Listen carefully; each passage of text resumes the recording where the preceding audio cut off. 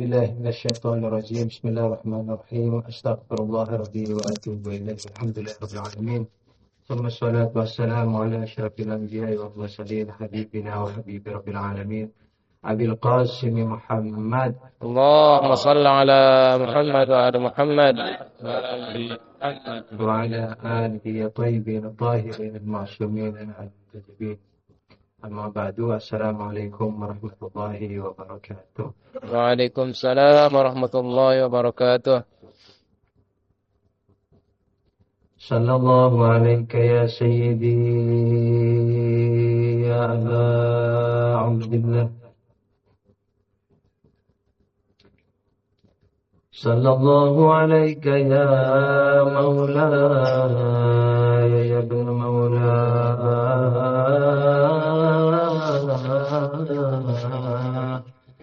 يا ابن رسول الله.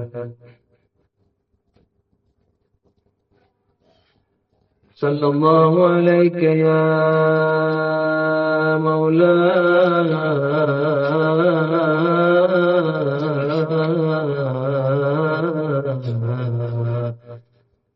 يا ابن مولاي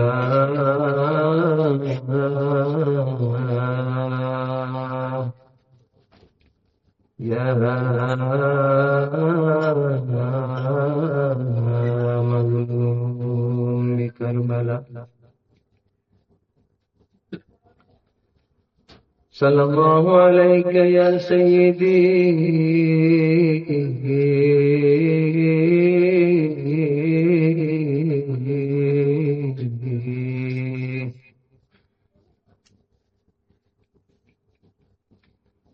يا مولاي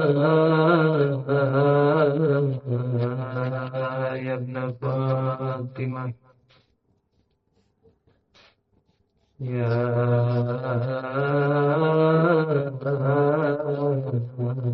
مقتول بكربلاء. صلى الله عليك وعلى أهل بيتك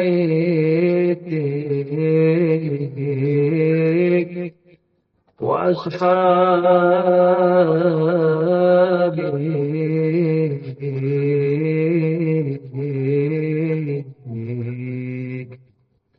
المقتولين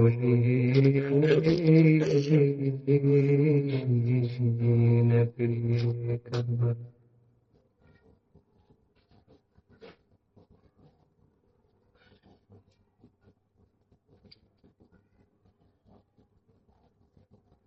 صلى الله عليك يا سيدي يا مولاي يا ابن مولاي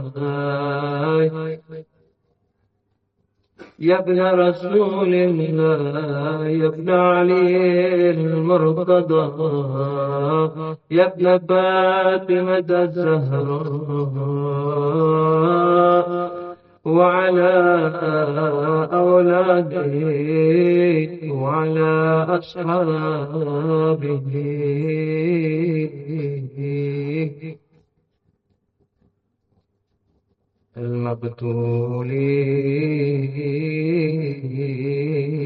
المقتولين في كربلاء.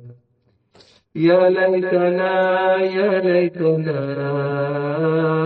يا ليتنا يا ليتنا كنا معكم سادتي فنفوز فوزا عظيما.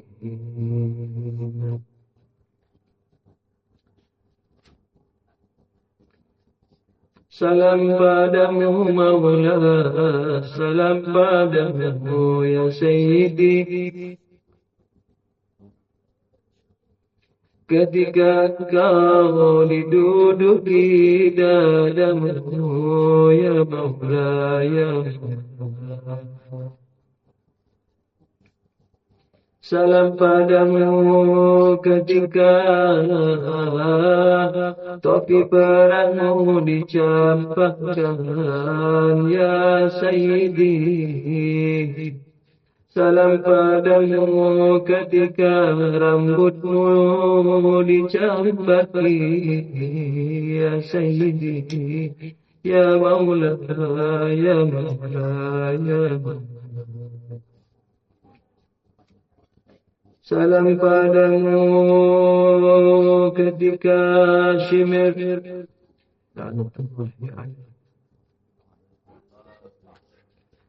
memaksakan diri mendorongmu dari arah depan, ya Maula, ya Maula, ya Maula.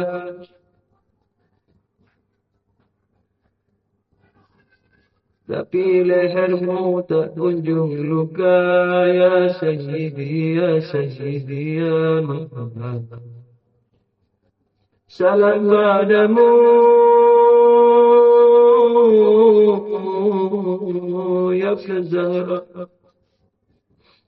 ketika engkau berkata pada Shimir, wahai musuh Tuhan, kau takkan bisa memotong leherku dari depan, karena di sinilah tempat Rasulullah menciumku, ya Sayyidi, ya Sayyidi, ya Maula, ya Maula.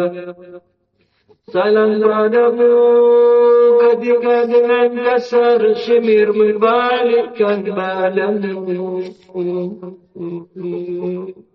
menunggangimu dari punggungmu, ya Sayyidi. Wajahmu yang suci, yang bercahaya, dicerembabkan ke bumi Karbala. Salam padamu ketika pedang itu mulai melukaimu dari lehermu bagian belakang. Kaki dan tanganmu hanya bisa mengejang-ngejang, ya Rasul.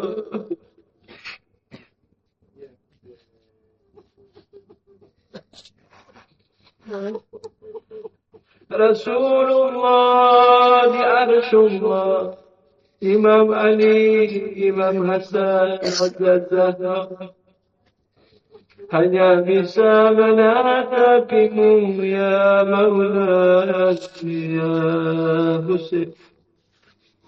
Engkau pun berkata, beginilah aku menyukai berjumpa dengan kakekku. Semburat darah suci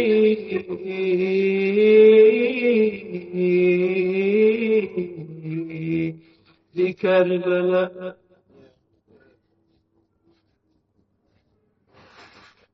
Jerit tangis para jiwa-jiwa suci, para malaikat arsy.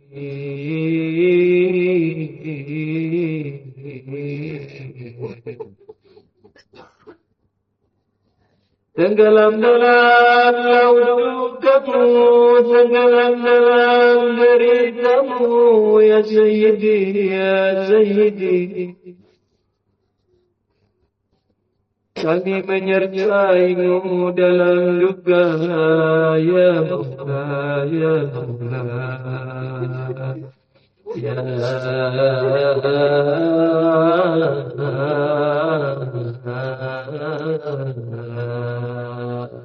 Husain.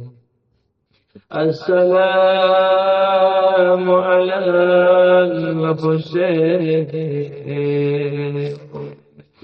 wa ala Ali al-Husain wa ala awlad al-Husain wa ala ashab semua. Assalamu ala Husain السلام على علي بن حسين وعلى أولاد الحسين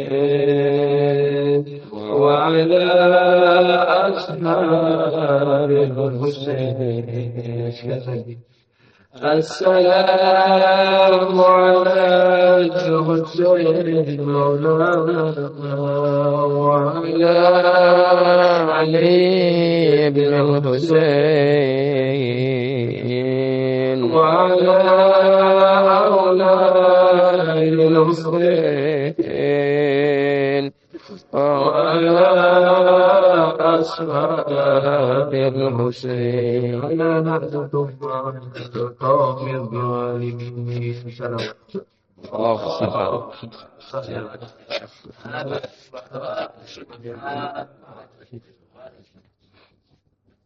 Alhamdulillah, syukurillah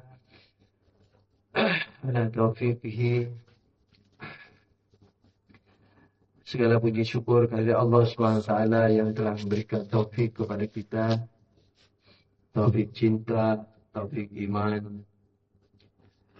Walaupun mungkin saya sendiri tertatih-tatih dalam memiliki iman ini, puluhan tahun saya di Hausah, tapi merasa tak sejengkal pun saya bisa meniti apa yang telah digariskan oleh Ahlul Bait. Tapi setidaknya kita mesti bersyukur karena secara lahiriah kita belum putus asa untuk mencoba dan mencoba.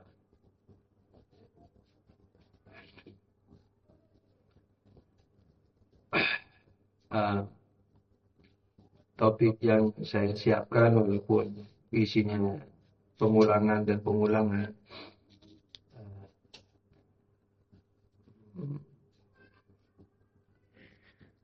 adalah baroah dan anarkisme. Tadi baroah dan radikalisme saya sepertinya keliru menangkap waktu dihubungi secara telepon.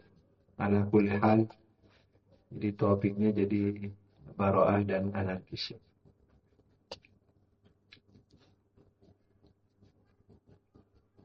Sallu ala nabi. Allah sallallahu alaihi Muhammad.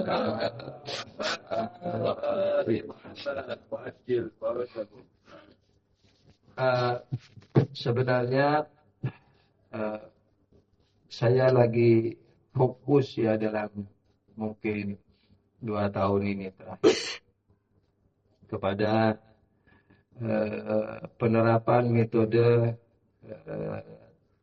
tahsilul ulum minal illah ilal ma'lul. Dulu kalau nggak salah saya sudah pernah menyampaikan juga di sini ya. Sebagaimana maklum bahwa mencari ilmu itu argumentasi itu bisa dari 3 arah kurang lebih. Jadi kalau kurang ditambahi, kalau lebih dikurangi. Pertama dari ma'lul kepada illah, kedua dari illah kepada ma'lul. Illah kepada illah ya, yang secara konsekuensinya, lalu dari illah kepada ma'lul. Lalu yang ketiga yang umum dari ahadul mutalazimain. Kalau yang biasa mempelajari ilmu kalam, jadi sebenarnya Ibnu Sina membenahi, jadi argumentasi dari makhluk ke khalik itu sebenarnya tidak ada. Jadi sebenarnya kalau dari makhluk ke khalik itu tidak memberikan keyakinan, karena yang namanya makhluk kan terbatas. Sementara khalik yang mau dibuktikan tidak terbatas. Karena itu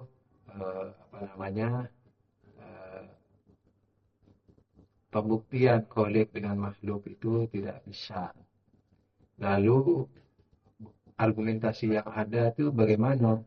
Yang biasa membahas misalnya nidham, argumen gerak, argumen keperaturan ya, argumen gerak, argumentasi esensi Mahdudiyat, keterbatasan dan seterusnya? Jawabannya adalah itu sebenarnya dari ahadun mutalazimain. Yakni tentu saja ini masih tidak terlalu muttafaqun alaih. Karena ketika dari ahadun mutalazimain itu berarti membolehkan adanya satu illah, ini satu sebab melahirkan dua akibat. Karena itu ketika ada satu illah dan dua akibat, maka masing-masing akibatnya ini bertalazum, saling mengkonsekuensi. Jadi saling berkonsekuensi. Jadi anggaplah seperti pemahaman atas dengan bawah itu kan, orang tidak bisa memahami atas tanpa memahami bawah. Tidak bisa memahami kecil tanpa memahami besar. Dan seterusnya. Ala kulli hal. Nah, saya beberapa tahun terakhir ini, sebenarnya teori ini bukan teori temuan saya ya. Itu temuan para filosof, terutama yang sering diulang oleh guru besar Al-Fakir, yaitu Abdullah Jaudi bahwa pembahasan Tuhan itu dan semua filosof ya adalah mestinya dengan Tuhan itu sendiri, baru itu lebih sempurna. Lalu dari Tuhan melihat makhluk, yani membahas makhluk setelah membahas Tuhan. Jadi tidak membahas makhluk dulu baru membahas Tuhan, gitu. Nah, termasuk topik kali ini yaitu Baro'ah dan anarkisme ini, saya tidak mau bahas dari esensial daripada Baro'ah dan anarkisme atau anarkisme,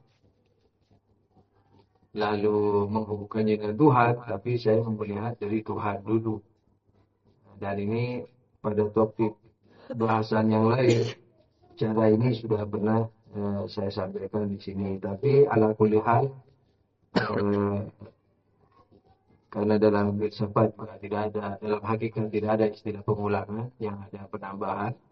Walaupun dalam bahasa lahiriahnya al-dzikr, innama anta mudzakir. Yani mudzakir, yani mengingatkan kepada yang sudah diketahui. Tapi itu bahasa urufnya. Bahasa hakikatnya adalah mengkaji ulang, pahala ulang. Jadi tidak ada yang mengulangi yang kemarin, tapi menambah kajian dan menambah pahala kebaikan. Itu yang dimaksud al-lubsu ba'dal lubs, yakni berbaju di atas baju, sempurna di atas sempurna. Itu maksudnya tidak ada pengulangan pada hakikatnya, yang ada penambahan. Oleh karena itu, sebelum membahas Baro'ah ini, kenapa mesti Baro'ah, kenapa mesti tidak boleh anarkis dan seterusnya, saya akan mengulang argumentasi yang lama, yang kuno, yang sering saya ulang-ulang. Tapi menurut saya ini bagus kalau diterapkan secara hakiki dalam kehidupan kita. Nah, cara yang saya mau bahas sekarang ini, yang pembahasan Tuhan ini, adalah mengajak kepada diri saya dan antum semua kepada kajian terhadap diri kita itu. Nah, untuk ilmiahnya ya setengah ilmiah lah, karena ini pembahasan yang hari duka ya, hanya sekedar mukadimah untuk mencapai topik yaitu Baro'ah dan anarkisme. Maka saya akan mengulang secara ringkas tentang Tuhan. Sebab Tuhan ini kalau betul-betul tidak dipahami, atau betul-betul dipahami tapi tidak betul-betul diwujudkan kepada diri kita. Seperti tadi itu ada topik yang ada ringkasan yang berbunyi bahwa kita mesti menghudurikan ilmu husuli, kan gitu kira-kira ya. Nah, jadi ilmu husuli ke huduri itu dahsyat banget. Guru saya pernah bercerita kepada saya, ada seorang arif yang sudah berhasil meninggalkan cinta dunia. Semua dunia udah dia tinggalkan. Artinya makan, minum, dan segala macam, tapi hatinya udah tidak senang lagi. Itu yang saya katakan, beranikah kita tidak menyukai dunia? Bukan meninggalkan dunia kayak sufi ya. Tidak menyukai dunia. Tidak menyukai uang, dolar, uang, rumah, mobil. Berani kita tidak menyukainya. Kalau berani, maka kita insya Allah menjadi murid Karbala. Insya Allah. Nah, mudah-mudahan kita punya niat pertama, kemudian berani mencoba, dan istiqomah sampai berhasil. Sallallahu alaihi wasallam. Allah Sallallahu alaihi Muhammad. wa ali Muhammad wa ajil farajah. Ada seorang arif yang sudah berhasil meninggalkan dengan izin Allah, meninggalkan seluruh kesukaannya kepada dunia, tapi satu makanan yang belum bisa dia hilangkan kesukaannya. Anggaplah konsumsi. Anggaplah. Apa yang dilakukan oleh seorang arif ini? Dia membuka restoran hanya menjual, anggap ya, konsumsi itu. Tapi tidak memakannya. Jadi menjual saja. Jadi menyiksa dirinya. Menjual. Atau mengabdi, suruh jadi tukang masak segala macam. Tapi dia tidak memakannya. Antum tahu berapa lama sehingga dia tidak menyukai lagi makanan itu? Satu makanan tuh. Itu 40 tahun. Jadi 40 tahun dia baru berhasil menengok dalam hatinya, udah tidak suka pada makanan. Begitu ya.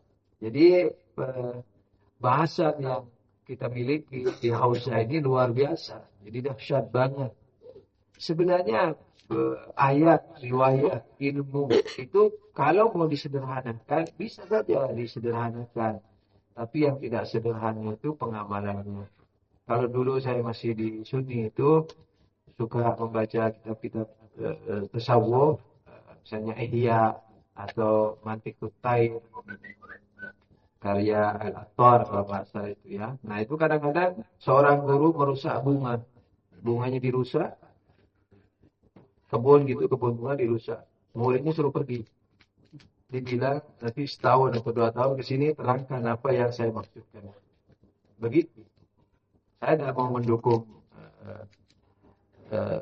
cara mereka ya, sebab makhluk ada yang baik, ada yang benar, ada yang tidak benar. Tapi maksud saya begitu seriusnya seseorang yang ingin meniti sabar ilallah, yang ingin menjadi kekasih Allah, menjadi kekasih Ahlul Bait dan seterusnya, itu tidak semudah membalik kertas-kertas safahat al-kutub, yani lembaran-lembaran kitab. Biar ujiannya dapat 20 terus, itu tidak jamin. Saya dulu ujian pernah nilai waktu itu nilai tertinggi 10. Saya dapat nilai 12. Jadi kalau sekarang nilai tertinggi 20, saya pernah dapat 24. Nah, tapi itu sama sekali tidak ada jaminan. Jadi jaminannya hanya di husulinya, di hafalannya. Hudurinya perlu kepada waktu, perlu kepada latihan. Saya sudah bilang tadi, saya dapat 24. Ujian mudah. Saya kalau ujian, demi Allah, kalau ujian itu, saya kadang-kadang diadu, waktu ujian itu diadu sama guru pengujinya, dan menang selalu. Karena dulu pernah menang sekali dengan guru, seorang saya itu bidangnya ilmu kalam. Terus saya dikasih 9 dari 20. Waduh, ini parah sekali. Saya dari nilai mau dikasih berapa, asal lulus saja kan. Nah ini 9, sudah tidak lulus ilmu kalam. Hanya saya elorok, katanya orang Madura elorok. Saya tantang itu gurunya melalui prosedur, melalui kepala bagian ujian. Saya mau duel, saya mau adu argumentasi sama beliau. Disepakati. Jadi punya saya anggap disalahin 5 gitu ya. Gurunya pengujinya itu nggak berani datang, hanya ngasih jawaban. Semua jawaban gurunya ada salahnya. Orang saya ingat halaman-halaman. Sebenarnya halaman ini pertanyaannya apa? Saya jawab. Jawaban saya dibilang salah. Yang benar ini. Saya bilang, wah itu mah di halaman 50. Itu belum nihai. Belum pandangan itu subhanahu. Itu baru penugilan. Coba baca 5 halaman, 10 halaman berikutnya. Itu kan jawaban saya di situ. Begitu. Jadi setiap setelah itu, jadi udah kalah semua itu akhirnya udah kamu minta berapa terserah. Yang penting nilainya 14 rata-rata. Karena waktu itu aku pulang beraturan lama 14 baru dapat tiket PP. Setelah itu selalu kalau ujian di musola pun itu ujiannya bareng. Selalu tanya bagaimana soalnya. Saya bilang ini soalnya salah. Karena ini soalnya oke bagus. Ini soalnya salah. Pernah saya salahkan satu soal yang ilmu rijal. Lalu ditanya sama Mas Guru ujian itu, berani kamu menghadapi pembuat soal? Berani. Sekarang. Waktu masih ujian, biasanya kan saya ngisi ujian. Karena gampang, saya 10 menit sudah selesai. Saya tidak keluar karena malu. Takut sombong juga, takut apa, segala macam saya duduk bengong. Jadi saya kalau ujian sebelum ini 15 menit. Dia waktu ujian sama mujtahid lagi. Saya tidak tahu kalau beliau. Dan kalah, ditolak. Beliaunya kalah. Jadi hafalan itu sangat mudah dan sangat lupa. Mudah, jadi mudah diingat, mudah dilupa. Makanya ilmu usuli itu sampai pikun habis sudah. Jangankan kuburan. Sampai pikun ilmu argumentasi hilang sudah. Yang tersisa apa? Ketika diamalkan. Nah, diamalkan bertubi-tubi dicoba. Dicoba. Saya kembali ke masalah saya supaya tidak terlalu panjang. Tapi tujuannya itu, rohnya bahasa ini kayak instrumen aja yang antum sudah tahu juga. Dan ini pengulangan dalam artian penambahan ya, lutf pada lutf. Membuktikan Tuhan kan biasa toh dengan adanya keberadaan terbatas. Kita ini terbatas. Alam sekitar bumi, matahari, planet semua terbatas. Gabungan yang terbatas hasilnya juga terbatas. Nah, kalau semua keberadaan itu terbatas, maka tidak mungkin ada keberadaan terbatas. Karena kalau semuanya terbatas, berarti semuanya memiliki awal dan akhir. Kalau memiliki awal dan akhir, berarti sebelum awal tidak ada. Kalau semuanya sebelum awal tidak ada, lalu dari mana keberadaan itu bisa ada? Jadi, kalau keberadaan ini semuanya terbatas, berarti tidak mungkin ada wujud yang terbatas. Jadi wujud terbatas ini sebenarnya dalil bagi keberadaan yang tidak terbatas. Karena itulah keberadaan yang terbatas ini memerlukan kepada illah, kepada kepada sebab yang tidak terbatas. Yang tidak terbatas itulah yang kita katakan Tuhan. Yang tidak memiliki awal dan tidak memiliki akhir. Nah ini sebenarnya menurut Ibnu Sina yang saya masih ingat, kalau saya tidak salah ingat karena saya belajarnya pada Ibnu Sina ini sekitar 25 tahun yang lalu kalau masih tidak salah ingat ya. Nah itu sebenarnya ini meyakinkan argumentasi ini bukan dari makhluk ke kholik, bukan dari akibat ke sebab, melainkan dari ahadut mutalazimain, dari salah satu yang saling berhubungan erat dalam talian konsekuensi. Jadi satu sama lain saling mengkonsekueni yang lainnya. Jadi keterbatasan itu bukan, jadi keterbatasan makhluk ini bukan illah daripada keperluan, kebutuhan, keperluan. Tapi ahadul mutalazimain. Jadi akhirnya memerlukan kepada sebab. Jadi adanya keterbatasan melazimi adanya illah. Gitu. Ala kulli hal. Jadi bukan dari makhluk ke illah. Jadi talazubnya mahdudiyat keterbatasan kepada mahdudiyat yang lain, yaitu al-illah. Ini ihtiyaj ilal illah. Jadi bukan illah ya, ihtiyaj ilal illah. Jadi dari mahdudiyat kepada ihtiyaj ilal illah. Jadi kepada butuh atau perlu kepada illah. Gitu.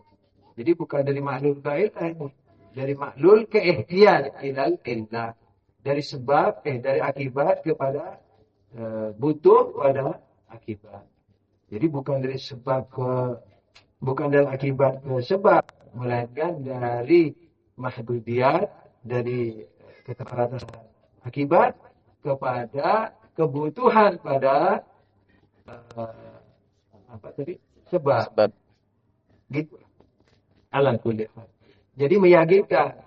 Jadi kalau didebat sama orang, oh ini dari makhluk kholik, dari akibat ke sebab, tidak meyakinkan. Bilang meyakinkan. Karena ini dari ahadits mutalazimah, bukan dari makhluk. Ya, bukan dari makhluk ke kholik, atau bukan dari akibat ke sebab. Ala kulli hal. Nah, argumentasi itu biasa secara global dibilang dari makhluk ke kholik. Jadi kalau dikiaskan dengan safarnya orang Eropa yang dari makhluk ke kholik, maka argumentasi seperti ini disebut dari makhluk ke kholik. Safar pertama kan, safar kedua dari kholik ke kholik, safar ketiga dari kholik ke makhluk, safar keempat dari makhluk ke kholik bersama makhluk. Nah, sedangkan argumentasi Siddiqin, nah itu yakni argumentasi dari perjalanan dari kholik ke kholik. Argumentasi Siddiq ini sangat sederhana sebenarnya, tapi perlu fokus ya, perlu konsentrasi, kehusukan. Yaitu mengerti tentang ada.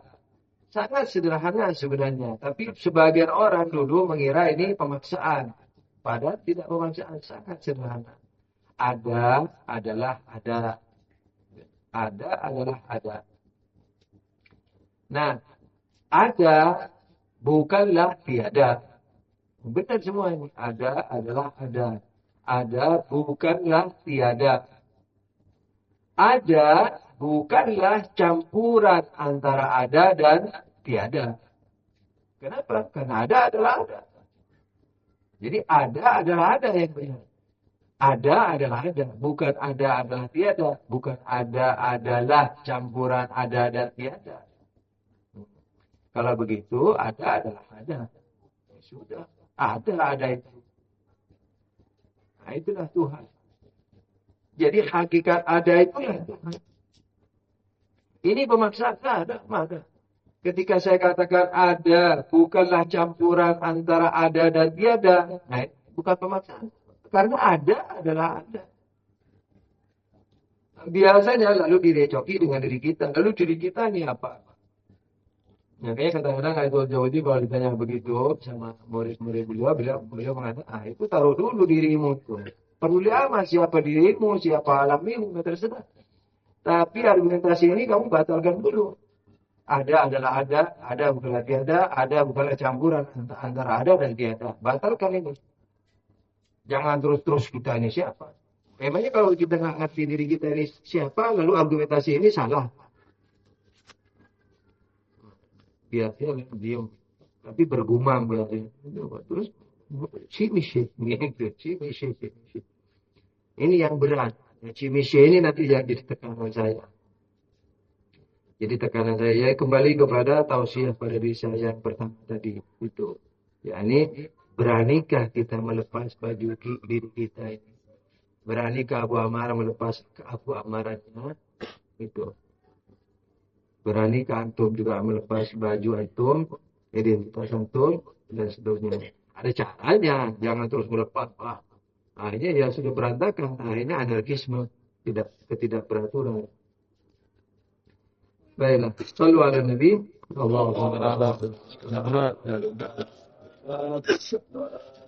Nah, ketika ada itu adalah ada, kan? Ada adalah ada. Nah, dan dengan demikian, maka ada ini tidak mungkin dua. Karena kalau ada dua ada, berarti ada A, ada B. Ya, ketika ada A ini adalah ada A, berarti ada A bukanlah ada B. Berarti ada penafian terhadap ada. Berarti campuran antara ada dan tiada. Ada, yakni A adalah A bukanlah B. Berarti campuran, yakni A campuran antara A dan bukan B. Berarti tidak mungkin oleh dua. Begitu juga nggak mungkin bercabang dalam dirinya. Terbagi pada dua bagian, trinitas, tiga bagian, dan seterusnya. Sebab ketika terbagi-bagi, maka masing-masing bagiannya itu memiliki dua dimensi tadi. Ada dan tiada. ABC dibagi menjadi tiga trinitas. Bapa, Rohul Kudus, Anak. Atau ABC.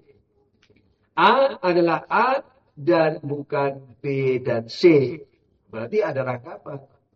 Jadi bukan ada adalah ada, tapi ada adalah campuran ada dan tiada jadinya. Nah, dengan demikian maka ternafikanlah sekutu, ternafikanlah juga juz'iyat kepada Tuhan. Nah, ketika ada itu adalah ada sedemikian rupa, maka ada ini tidak mungkin terbatas, sudah tentu ya. Tidak mungkin terbatas. Karena kalau terbatas berarti ada awal, ada akhir. Berarti tercampur ketiadaan di sebelum awal, tercampur ketiadaan di setelah akhir. Berarti terbatas. Dengan demikian berarti ada ini tidak mungkin memiliki batasan. Nah, kalau sudah tidak memiliki batasan, kalau sudah demikian adanya, maka bisakah ada ini menerima ada? Tidak. Jadi sebenarnya argumentasi wahdatul wujud itu sebenarnya dia bukan mau mewujudkan wahdatul wujud. Jadi wahdatul wujud itu sudah ada. Al-wahidul qahhar, nanti ada ayatnya. Insyaallah masih bisa kalau masih ada waktu. Al-wahidul qahhar. Jadi Allah itu satu yang qahhar, yang perkasa. Yakni apa? Meremukkan keberadaan yang lain. Kalau diterjemahkan kalau kita melihat alam ini, lalu kita lihat Tuhan, wah Allah super, kan itu, super di atas kita. Tapi kalau kita bahas Tuhan dulu, tidak bahas makhluk, habis hilang dulu kita bahas Tuhannya. Ya, ketika kita katakan ada dan seterusnya itu tidak terbatas, nah, berarti dalam ada yang tidak terbatas ini tidak mungkin menerima keberadaan yang lain, sekalipun sangat kucing, sangat terbatas. Itu. Ini siap-siap ini. Jadi bagaimana kita bisa melebur nanti pada diri Tuhan. Bukan melebur dalam artian kita mau mencemplung, melebur. Bukan. Maksudnya khayalan kita yang mengira kita ada ini yang mau kita lebur. Sebab pada hakikatnya wahdatul wujud itu hakiki. Wahdatul wujud itu hakiki. Tidak bisa dibuat-buat. Lalu argumentasi ini untuk apa? Dan suluknya untuk apa? Argumentasi untuk mengegahkan, untuk mengokohkan, mengkekehkan, dan sebagainya. Menguatkan, mengimankan, mengainul yakinkan, menghakul yakinkan. Itu yang tadi dibahas. Yang dikonklusi itu, dari ceramah-ceramah sebelumnya, itu tentang Tuhan yang kita makrifati. Gitu. Jadi jangan pikirkan diri kita Tuhan dulu. Baru nanti kita tahu cara berakhlak kepada Tuhan itu bagaimana. Jadi caranya bagaimana? Menghilangkan persepsi bahwa saya ini ada. Apalagi penting. Apalagi pintar. Alim. Ustaz. Aduh. Nah, itu ya. Itu setelah mengingat kembali semua ini. Kan? Nah, ketika kita mau ketika kita nyadar bahwa Tuhan itu tidak terbatas dan ketidakterbatasannya itu tidak mengizinkan keberadaan lain, maka kita harus melebur. yakni pandangan kita yang tadinya kita mengira ada, penting dan seterusnya itu harus dilebur. Doktor Al-Hujjatul Islam, Ayatullah Mujtahid itu harus dilebur semua. Diplomasi tidak ada masalah, bersosial, bermujtama itu tidak ada masalah, titel dipakai tidak ada masalah. Yang saya maksudkan ini di hati antara kita dan Tuhan, dan hanya kita yang tahu sejauh mana kita telah mengamalkan ilmu kita itu. Jadi di umum harus dipakai, dokter harus pakai. Kadang-kadang saya kalau ditanya mau dipakai apa ya, terserah pakai apa saja. Jadi misalnya kalau mau ditulis di mana gitu ya hujan tulis lah, ya dokter pakai, hujan tulis lah pakai, walhasil apalagi mau pakai sosial. Jadi dalam tata krama sosial beda, tata krama kepada Tuhan juga beda. Nah, kepada Tuhan hakikatan, kepada Tuhan orianan, telanjang bulat di hadapan Tuhan. Jadi maksudnya tidak ada tedeng aling-aling. Nah, cara menelanjangi diri ini yang perlu bertahap. Bertahap, misalnya dari fikih dulu, dari sebagaimana yang sering saya ulang, bersih dari dosa secara mutlak. Makanya katanya Atul Jawdi, kalaulah kita bersih dari dosa mutlak, secara mutlak, tapi kalau masih menyukai, masih melakukan makruh, tidak bisa jadi murid pesuluk. Bukan pesuluk, tidak bisa jadi murid pesuluk. Nah, kalau kita sudah bersih dari dosa mutlakan, jadi 100%, dan bersih dari makruh 100%, tapi masih menyukai yang mubah, maka kita tidak bisa menjadi pesuluk. Bukan bisa menjadi murid pesuluk, tapi tidak bisa menjadi pesuluk. Jadi, fikih itu harus kita perhatikan. Makanya, ketika hati seorang mukmin sudah mengimani yang tadi itu, maka sesuai dengan ayat-ayat yang nanti akan saya singgung dengan hadis-hadis, maka hati itu sudah lebih luas dari alam semesta. Kurang lebih Imam Ali alaihissalam mengatakan, atadunnu annaka jirmun shagir wa fi kantawa al-alamul akbar. Apakah kau mengira dirimu itu benda kecil, padahal di dalam dirimu terbentang alam yang sangat luas. Qalbul mu'min arsyur rahman, dan seterusnya insyaallah nanti kita akan singgung. Nah, oleh karena itulah ketika bersyahadat Nabi mengatakan jangan wa asyhadu anna Muhammadan Rasulullah. Tetapi bersyahadatlah dengan wa asyhadu anna Muhammadan Allahumma shalli ala Muhammad abduhu wa rasuluhu. Abduhu wa rasuluhu. Jadi abduhu ini adalah papa, hamba, tidak memiliki apapun. Baru wa rasuluhu. Sebab kalau masih memiliki nggak bisa jadi rasuluhu. Kenapa? Kenapa Allah mengatakan wa ma yantiqu 'anil hawa in huwa illa wahyun yuha? Kenapa Rasulullah SAW itu tidak berkata apapun? Bukan berkata ya. Jangan dikira berkata lisan saja. Berkata yakni mengungkapkan isi hati dengan apa aja, dengan lisan, dengan perbuatan. Jadi seluruh gerak-gerik Rasul itu SAW, wa ma yantiqu 'anil hawa in huwa illa wahyun yuha. Kenapa? Apakah dikekang sama Tuhan ketika mau salah dicegah? Tidak begitu. Melainkan karena ma'rifahnya itu sudah menjadi huduri. Yakni dari teori sudah menjadi huduri. Dari teori pembuktian argumentasi sudah menjadi amalan keseharian. Sehingga menjadi khulqu Rasulullah sallallahu alaihi wasallam. Jadi akhlak Rasul. Makanya ada riwayat yang mungkin insyaallah akan kita sampaikan juga, takhallaqu bi akhlaqillah. Kenapa takhallaqu bi akhlaqillah? Karena diri kita udah enggak ada. Meniadakannya pakai fikih. Seluruh dosa ditinggalkan, seluruh wajib dilakukan. Hati-hati nih wajib ya. Kadang-kadang pelajar kurang hati-hati sama kewajiban najis, kewajiban khumus, beli HP 2, segala macam kalau dari terjemahan ya. Nah boleh itu. Yang kedua harus dihumusi. Kalau dari syahriah mesti nggak apa-apa. Segala macam baju nggak apa-apa rangkap karena memang oroh gitu ya. Tapi kalau HP segala macam. Walhasil yang sudah mulai israf, sudah mulai rada-rada berlebih, itu harus dihumusi. Nah jadi sudah membersihkan diri dari seluruh kewajiban, membersihkan diri dengan melakukan seluruh kewajiban dan menghindari seluruh dosa. Nah, lalu terus begitu sampai meninggalkan seluruh makruh. Nah, ketika semua itu ditinggalkan, yang wajib dilakukan, itu sama dengan mengiyai Tuhan. Sama dengan mengiyai Tuhan. Ya, ini apa? Sama dengan mewujudkan keimanan kita dalam jiwa kita itu kepada Tuhan itu diwujudkan dalam bentuk apa? Dalam bentuk jawarih.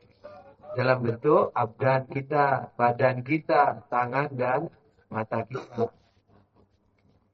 Jadi sebenarnya saya kemarin di Indonesia punya ide, ya tidak berani mau bilang ilham, kan sering kadang-kadang antum juga kalau lagi berdialog sama orang, kadang-kadang dapat ilmu yang tidak pernah dipelajari sebelumnya, sering itu biasanya. Nanti kalau antum sudah di lapangan, akan sering dapat itu. Nah, yang tahun ini ada beberapa, sehingga saya minimal satu ini, saya mengatakan bahwa fikih itu adalah akidah. Gitu. Jadi fikih itu akidah.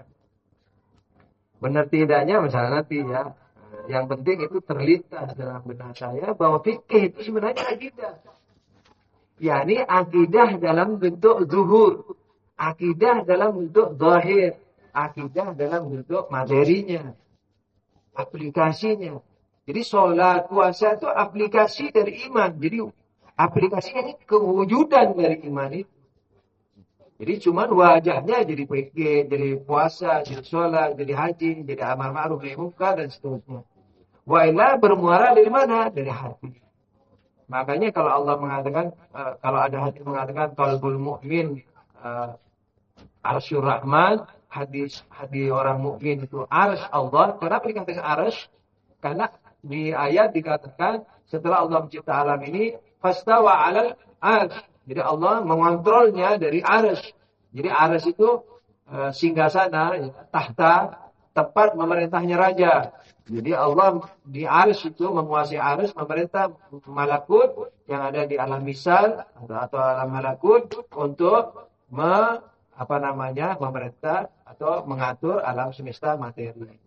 Nah, jadi Arsyur Rahman, ketika qalbul mukmin itu Arsyur Rahman, Allah mengatakan la yas'ani, segala macam tidak cukup bagiku, langit, bumi, segala macam. Wa yas'ani qalbul mukmin, dan cukup bagiku hati seorang mukmin. Nah, untuk apa? Untuk arsyuhu, Arsyur Rahman. Ketika Arsyur Rahman, betul-betul orang ini beriman, dan betul-betul hakiki imannya, maka secara otomatis itu lisannya, matanya, pikirannya, tangannya, kakinya, itu semua akan ada di jalan Allah. Itu. Jadi Arsyur Rahman. Ya. Makanya Allah mengatakan nanti sebagaimana dalam ayat-ayat dan riwayat akan kita bahas sedikit dengan berapa menit? 10 menit. Oke, tidak apa-apa, cukup. Nah, seperti ayat-ayat ini ya, kullu syai'in halikun illa wajhu. Semua sirna kecuali wajahnya. Semua sirna, kullu syai'in halikun. Jadi halikun ini bisa ismu fa'il, bisa hal sama mustaqbal, bisa mustaqbal. Orang ilmu kalam mengatakan mustaqbal. Semua sesuatu, semua nanti akan hancur. Kecuali wajahnya. Kalau arif, enggak, ya sekarang ini hancur. Kullu syai'in halikun. Sekarang hancur. Nah, di ayat seperti ayat tentang Nabi Musa.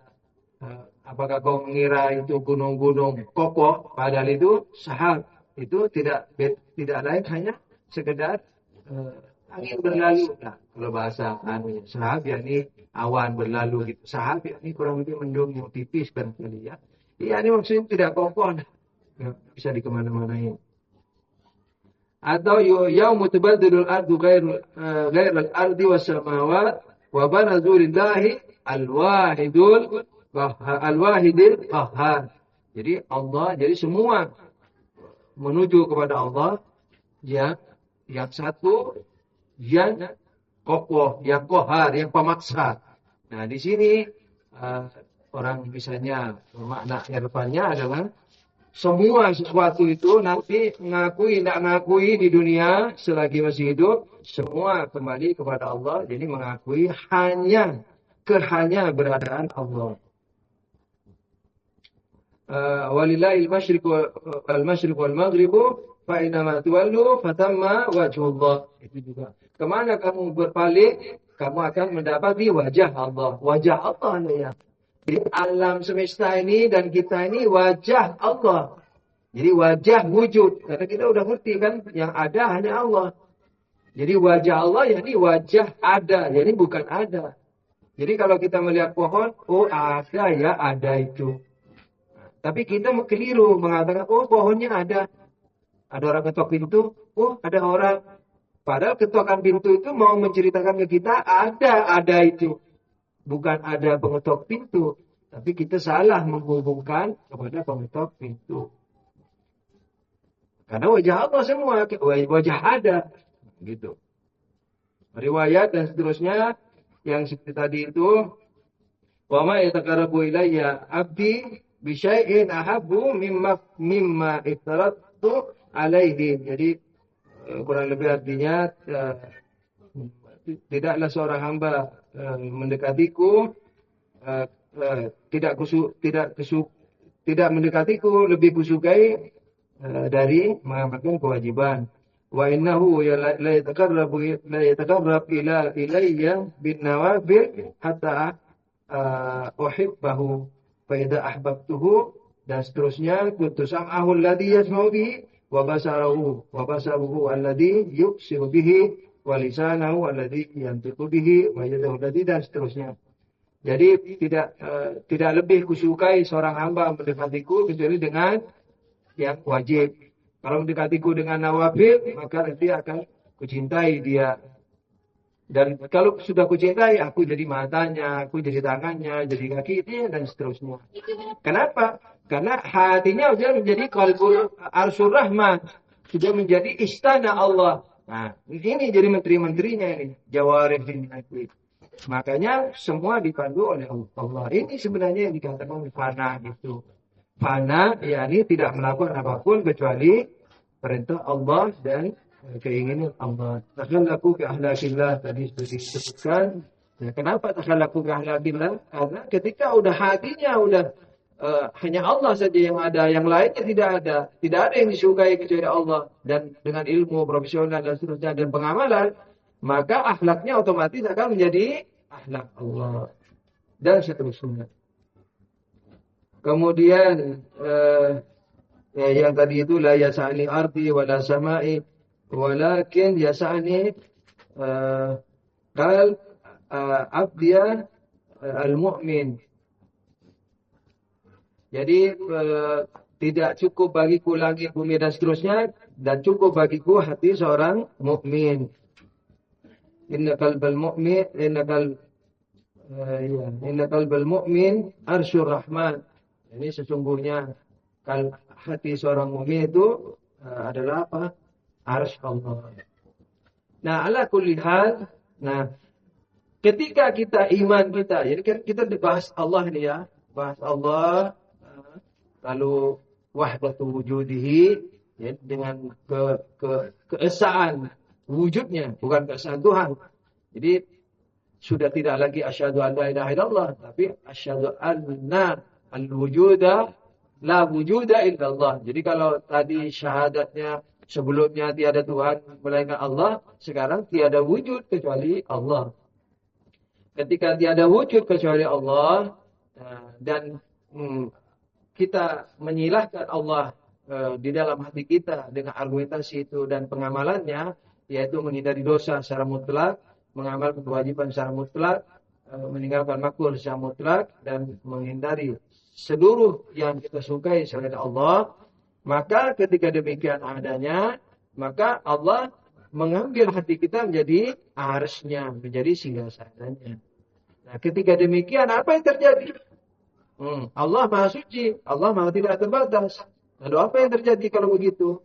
Nah, sudah tentu menolak kebatilan. Jadi sebenarnya baro'ah, taklid seperti tadi itu, sholat, puasa, termasuk baro'ah ini sudah otomatis. Makanya ringan. mati sudah tidak lagi jadi yang menakutkan bagi seorang hamba yang seperti tadi, yang seperti yang saya jelaskan ini. Makanya kalau ditanya bagaimana mati menurutmu, kata Imam Mursyid, jawabannya apa? Jawab, ma ra'aitu illa bukan. Saya tidak memandang mati kecuali lebih manis dari madu. Kenapa lebih manis dari madu? Karena hatinya sudah tidak ada selain Allah. Secara profesional ya, jangan mengaku-ngaku. Sebab kadang-kadang kita tidak belajar, sebab katanya, wah, saya sudah dengan Tuhan aja ini. Fikirnya tidak karu-karuan, segala macam. Nah, dengan profesional, maka dia tidak tahan. Jadi, orang aulia itu mungkin tidak tahan dalam sedetik saja. Dia ingin kembali kepada Allah Subhanahu wa Ta'ala. Jadi, semua ini malah kekangan. Makanya dunia sijnul mukmin, dunia ini penjaranya orang mukmin. Nah, apakah kita sudah merasa terpenjara? Itu tanyakan. Saya juga menanyakan, itu juga menanyakan. Saya terpenjara enggak? Kalau tidak terpenjara, malah melampiaskan nafsunya dengan apologi bahwa ini tidak haram, tidak haram, tidak haram. Talaqnya tidak boleh ukurannya haram halal. Itu haram halal itu sopir taksi, penjual buah itu jual jus, jual baju di pasar-pasar. Nah, itu ukurannya haram halal. Tapi kalau belajar agama tidak boleh hanya haram halal. Tapi mana yang disukai Tuhan dan mana yang tidak disukai Tuhan, mana yang membuang waktu, mana yang tidak membuang waktu. Nah, dengan demikian, maka ketika orang sudah menyajikan dirinya, memfanakan dirinya seperti itu, takluk kepada Allah seperti itu, maka baro'ah itu tidak usah ditaklif-taklifkan. Dia akan menjadi otomatis baro'ah. Jadi baro'ah itu bukan hal yang mesti ditaklifkan. Tapi kalau kita bahas dari bawah, taklif namanya. Tapi kalau kita bahas dari atas, jamin. Jadi baro'ah yang kelihatannya mengkerut, itu jamin. Jadi cantik. Bersumber dari keindahan yang tidak terbatas, ini Allah SWT. Lalu hubungannya dengan anarkisme apa? Anarkisme ketidakberaturan, kekacauan, tidak teratur. Nah, Allah maha mulia, maha suci dari kekurangan. Dan salah satu kekurangan adalah ketidakteraturan. Jadi sebenarnya orang yang hasilnya udah menjadi arsy Allah, dia ringan hidup di dunia ini. Tapi berat sebelum nyampe ke sini. Berat sekali sebelum nyampe ke sini. Makanya saya katakan, saya puluhan tahun di pesantren, mungkin tidak selangkah semut pun yang saya langkahkan ke depan menuju hakikat yang tadi. Nah, mudah-mudahan kita semua mendapat taufik dari Allah SWT dan bersyafaat dari Imam Mursyid dan syuhada Karbala untuk mencapai makom, setidaknya bukan makom yang muluk-muluk, makam hancur. Jadi makam yang kesadaran setidaknya kalau kita lengah, kita nyesal, kita nangis. Mudah-mudahan kita menjadi murid yang baik. Syukur kalau betul-betul kita sudah meninggalkan selain Allah Subhanahu wa Ta'ala. Allahumma salli ala Muhammad wa ali Muhammad wa ajil farajahum.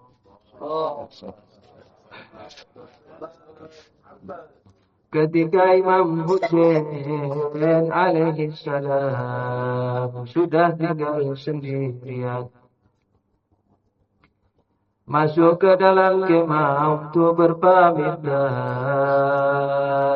Hazrat Zainab, Hazrat Sukainah, semua bertangisan, menyandarkan kepalanya di dada Imam Hussein.